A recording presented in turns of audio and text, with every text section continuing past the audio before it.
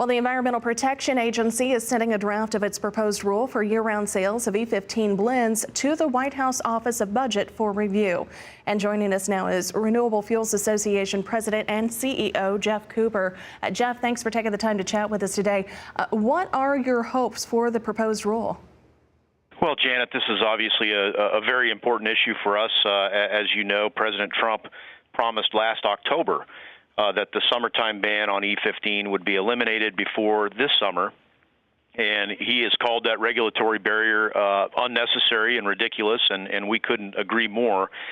So we were very excited and pleased by President Trump's announcement last fall, and it's very important to the growth in our industry and important for corn growers, of course.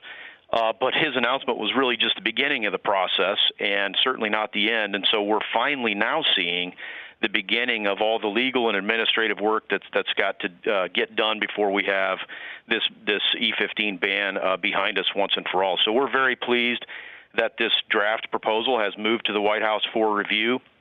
But we're also looking at the calendar and noting that we only have 84 days left before the start of the summer driving season, and EPA is not known for moving quickly on these sorts of things.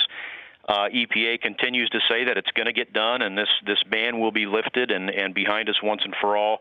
But we're a little concerned, and like I said, the clock is ticking, and we're very hopeful that this is going to get done, and we continue to keep the heat on the EPA and the administration to make sure it gets done.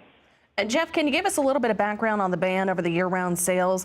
Why did it come out, and give us a little bit more about the action moving forward?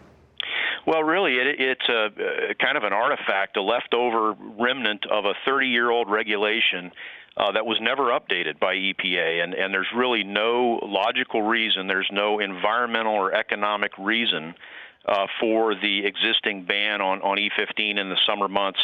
And really, it precludes retailers from offering E15 in about two-thirds of the country from June 1st through September 15th. And that's the time of year when Americans are driving the most on summer vacations and consuming the most gasoline. So it's always the busiest time of year for retailers. It's the time of year when they want to be offering more choices and more products to their consumers.